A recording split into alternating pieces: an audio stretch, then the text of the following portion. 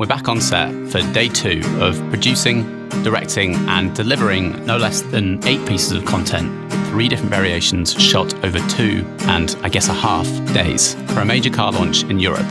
This video is sponsored by Audio. Ahead of day 2, Urson's production assistant Andre had sent out a perfectly well organised but equally bang average looking call sheet. I know, but don't worry. I gave him 25% off over at the kitbag.shop, so it won't be happening again. And for the first week of this video going live, you can take advantage of that discount too, using code SCOTT-doesn't-look-a-day-over-25 on any of my templates there yourself, so you don't have to have ugly call sheets either. My day started waking up on the couch because I'm a great son, and my dad was staying whilst in town for work. Dudley the dog couldn't be asked to say goodbye. But the weather was nice, and I donned the infamous on-set shorts for one of the first times in the season. I've just left mine. The studio is only a 26 minutes with current traffic drive away from my house, which is amazing. I wasn't going to have breakfast, but I just realised I left my protein shake in the fridge. So I am probably going to now have breakfast. Yesterday, the whole let's make Scott and agency anxious for no reason. Turns out that cars ended up getting there 11. But we didn't interrupt our filming day anyway, because when the cars got there, the wheels on the cars that had come all the way from Germany looked rubbish. The car that we had was perfect. It was still a bit of a struggle of the day. It was an ambitious shot list, and that's on me. I could have pushed back and made it less, but I also know what material we need to make an engaging edit, so couldn't really have delivered on both. Don't want to take the piss out of people. We do have a bit of contingency budgeted for overtime, but I was hoping to use that for VFX cleanup. I'm really hoping this morning with the dogs that we've got, which is always an anxious variable, that will go smoothly and we get through it. We'll see how it goes. Anyway, hope this added some different flavour to my usual breakdowns.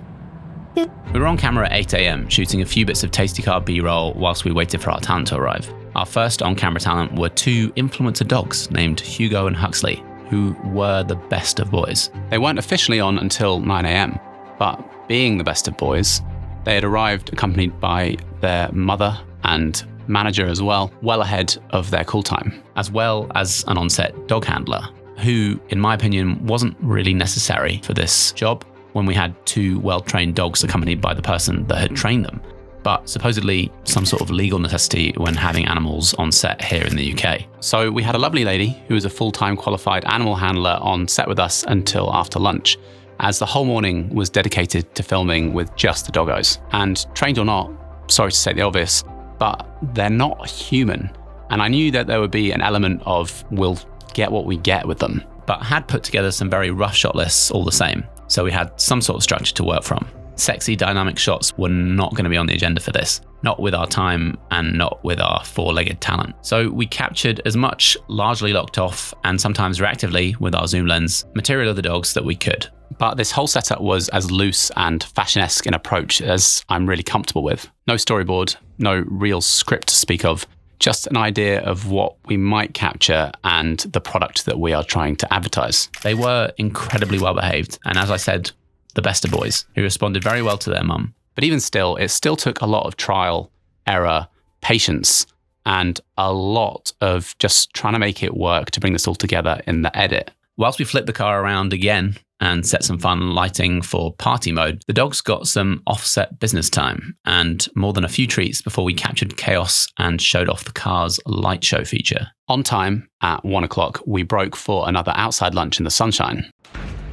After lunch at 2, we were joined by our final talent of the shoot for a simple sit-down interview. Not too much setup time here, but it did require some lighting changes from Gaffer Will and the gang whilst camera framed up.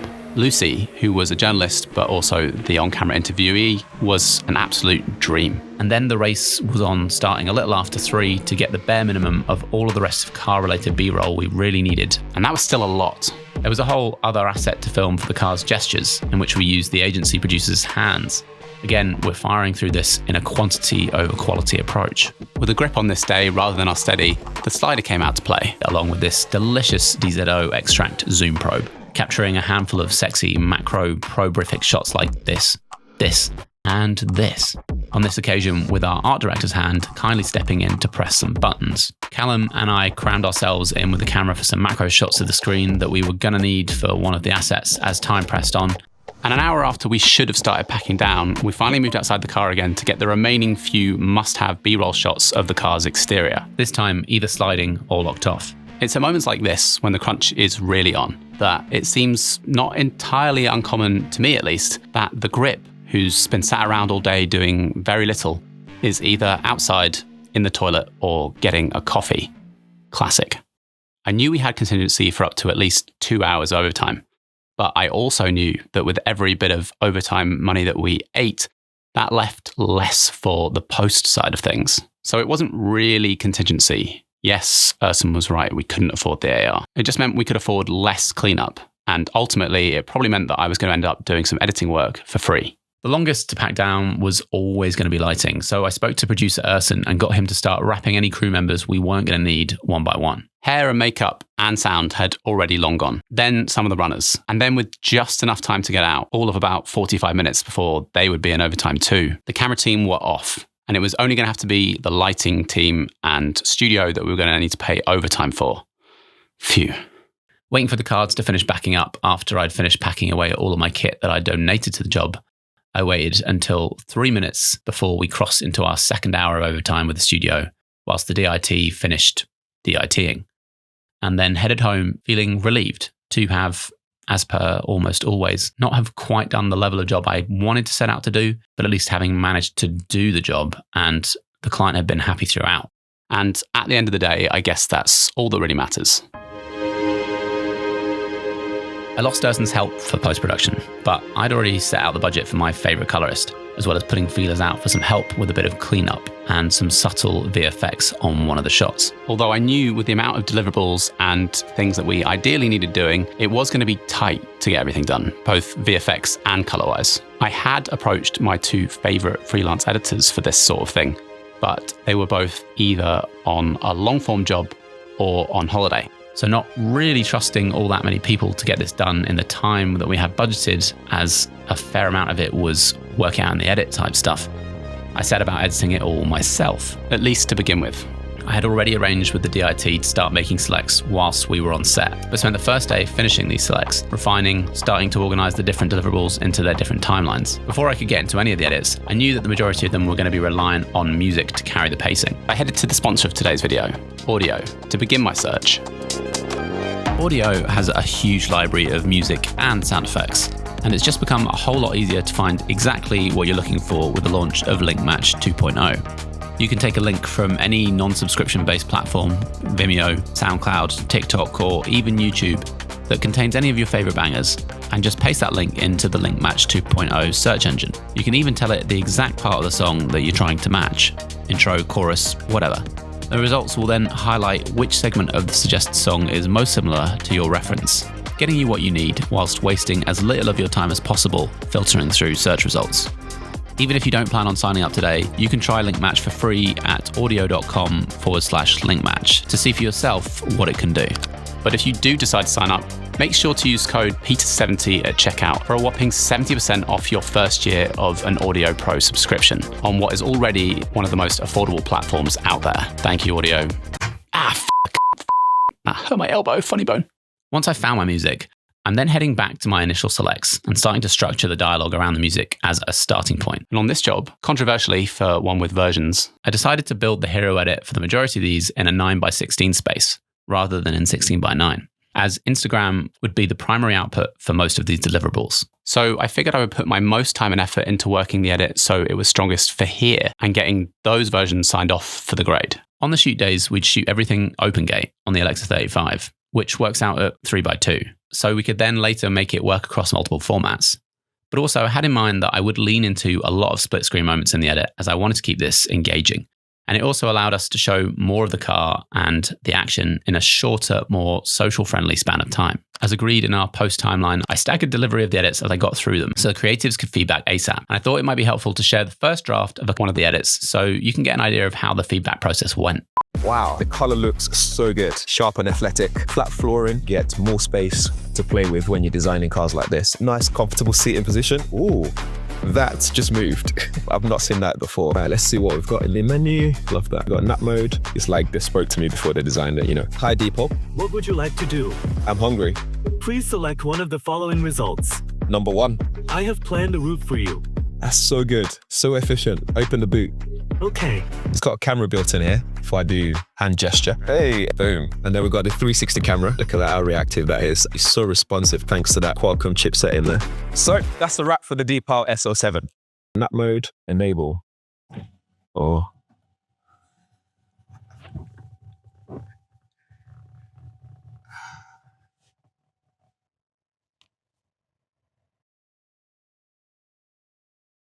The first edit that I sent over was my immediate favorite. To my taste, at least, the energy and content of it just felt right for a semi-authentic, semi-not first look at the car and some of its tech features with tech influencer Gadgets Boy.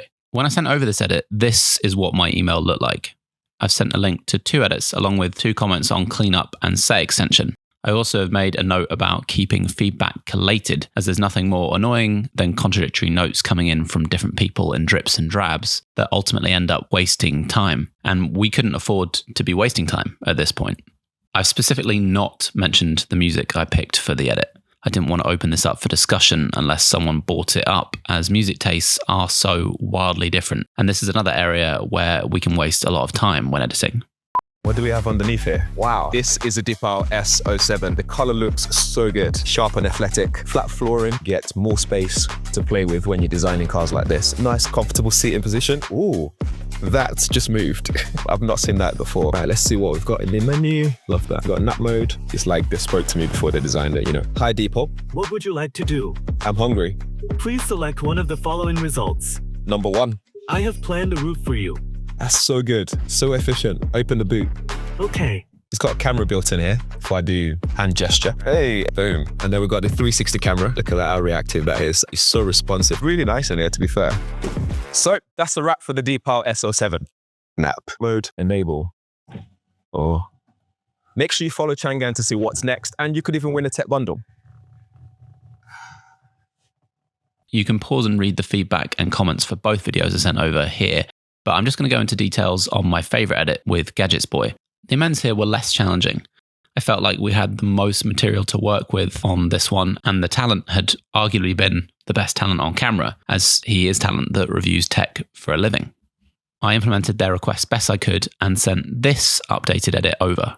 What do we have underneath here? Wow, this is a Deepal SO7. The color looks so good. Sharp and athletic. Nice, comfortable seating position. Ooh, that's just moved. I've not seen that before. Right, let's see what we've got in the menu. Love that. We've got nap mode. It's like they spoke to me before they designed it, you know. Hi, Depop. What would you like to do? I'm hungry. Please select one of the following results. Number 1. I have planned a route for you. That's so good. So efficient. Open the boot. Okay. It's got a camera built in here. If I do hand gesture, hey, boom. And then we've got the 360 camera. Look at that, how reactive that is. It's so responsive. Really nice in here, to be fair. So that's the wrap for the Deepal SO7. Nap mode, enable. Or make sure you follow Changan to see what's next, and you could even win a tech bundle. So there was another couple of small comments on this, and what you just saw is still without any cleanup and set extension, which was carried out by the masterful Ben Watson on a how much can you do in 3 days worth of time because we've run out of money and this is now my money being spent basis.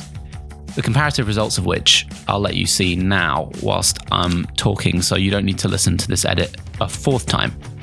During all of this time though, whilst waiting for the feedback, I've cracked on with all of the other edits. Had plenty of emails with collated feedback, as well as a few Google Meets with creatives to talk through some of this, as well as taking some time out to go and film a pickup shoot for 2 talking head interviews for some of the other assets, with even less budget and even less crew. Producing, DPing, directing, and even doing sound with my guy Char helping me out with everything too. Thanks, Char. Fast forward a couple of weeks to 24 hours after the sign-off deadline on a Friday afternoon. I prepped everything to send over to the colorist ahead of the 2-day grade starting on Monday. With the versioning that was still to come, the split screens, overlays, and still wanting to have that flexibility with the footage, I sent over everything in full resolution ProRes Quad 4 format. exporting each layer separately and then taking the time ahead of the grade to rebuild as much of it as I could from these exported ProRes quad forward timelines, as well as beginning to create the different aspect ratio versions with them so that when the colorist rendered out the final grades, or even just the work in progress grades for that matter, I could literally just rename the files and they would automatically replace everything and be ready to export. So then the time consuming work was already done from my part. The grade was with my favorite colorist and great friend, Jax Harney. I love Jack's work first and foremost, but over the years, we've become better and better friends outside of work. So this always makes sessions with her doubly fun. No one was attending other than myself. In a dream world, I would have pushed for the DP Callum and at least one member of the agency to have been there on site for maximum efficiency in the feedback time. But I also knew this was going to be a mad rush to get through everything. And not only that, but Jax could be more comfortably open and honest with me about what's realistic and what is a waste of time when it came to any details without any creatives or clients there. There was some back and forth about the specific orange of the car with the agency over shared links, which I think was probably a little frustrating for Jax as she was grading it true to life in the space it was in. But being metal and being surrounded by contrasting color lights, which had been requested, depending which angle the camera was looking at, the shades of the orange looked totally different in every frame. But after we settled on a reference image everyone was happy with, she spent a couple of hours meticulously dialing in the approved orange over every single frame. But aside from that, and a couple of teeny tiny comments from me, there wasn't time to finesse like on a TVC, where you can often easily spend a whole day or more on just one 30-second spot, which I did have to put my producer hat on for to remind the agency that if we were going to get through all these deliverables in just the 2 days that we could afford, we needed to just get through it. And none of us could be as detail-orientated as we like to be across it all with our comments. I know that Jax would have loved double the amount of time to work on these to her high standards, but I honestly think she did a stellar job across all of them. Budget has to come into it somewhere, and I was already pushing it by getting such a great colorist on board with Jax, who was doing us mates rates across the 2 days in jest and render time. Speaking of budget, how much did I get paid for all of this? Where did we compromise? And how would I have done things differently? Money is the root of all evil, but it's how our world runs. And as I said at the start of the last episode, the budget on this wasn't awful if we were doing a one-day shoot and not including post. But as you've seen, it was much more than that. So it wasn't a great budget for what we managed to achieve. By the time this was all over, it had been divided up like this.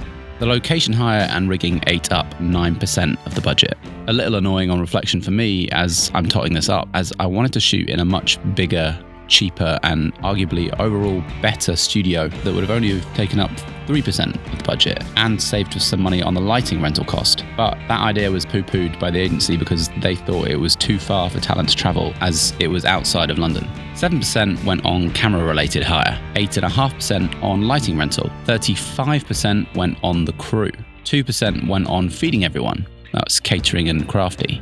My director's fee, which was based on 2 shoot days, was higher than the traditional 10% at 14% of the total budget, but rather than a percentage here, I was asked for a day rate, which was agreed before the actual budget was signed off. 3% went on art department, and although I did absorb a large amount of the insurance cost myself, I had to extend the coverage for the studio and kit hire at a cost of 1.5% of the total budget. Lastly, 20% went on post-production.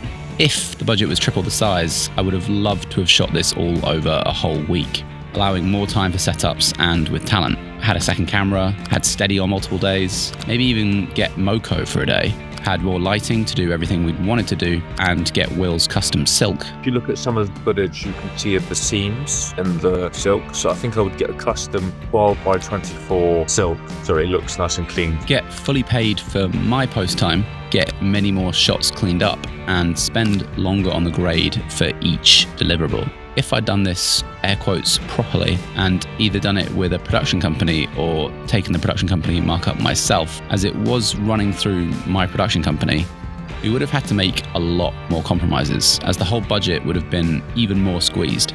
Definitely no steady. We would have had to shoot on a low-end camera. I would have taken on more roles myself to save money on a few crew and the cost of feeding that crew. We would have shot in a smaller studio, which would have brought its own lighting complications. We wouldn't have had cleanup and not had any of this professionally graded. And lastly, we probably wouldn't have been able to afford a pre-light either, which would have made these days incredibly tough to make. Finally, how much did I make out of all of this? A pretty decent chunk of change cumulatively, but perhaps less so when broken down. I was paid £7,000 per shoot day for my time on this, by far not my lowest day rate as a director, and also a few thousand off my highest. When asked for my rate, I set it based on previous jobs of this nature. Now, for anyone that's not watched my back catalogue breakdowns, this is not actually a day rate in the same way a camera assistant is being paid for their time. This is essentially a buyout. So the £14,000 total covers all of my time as a director on this job, which from the very first email to including feeding back during post as purely a director took approximately 12 days of my time. But then on top of that, before and after Urson the producer was on board, I was also spending time producing, contacting locations and key crew, sorting out insurance, and in the end of it, paying for everything. That was a lot of invoices, which takes time. Looking at my diary, it took me a total of 4.5 days of time. Then, if we really wanted to be truly honest, the kit I put on the job for free to make the rental budget work, well, just billing for 2 shoot days, even though it was all there and set up on the pre-light day, I put on £845 worth of rental over 2 days, which even with a 30% discount is still £1,183. So let's less that from the fee, making that day rate £777. Still a much better rate than most professions, but not quite the booming £7,000 per day that the rest of the world thinks. Where I made some of that up, though, was as an editor. Originally, I wanted to hire 2 freelance editors, but neither of the ones I trust with something like this were available.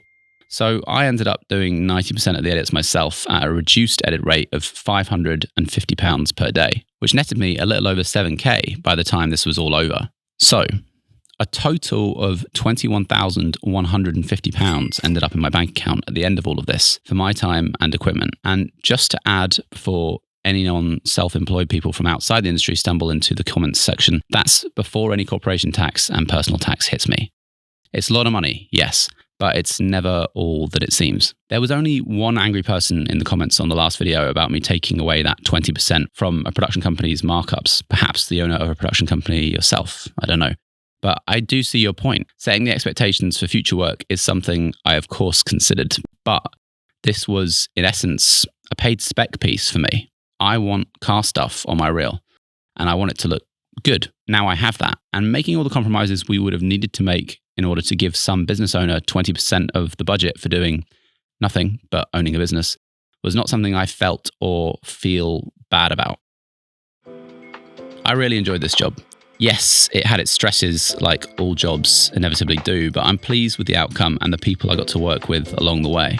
The only thing about the job with the parameters it was within that I would change is I think I should have pushed back on the amount of deliverables. If we could have dropped a few, it would have made the world of difference. But then if we'd dropped a few, would the client of the agency have been willing to spend what they were spending anyway? Who knows?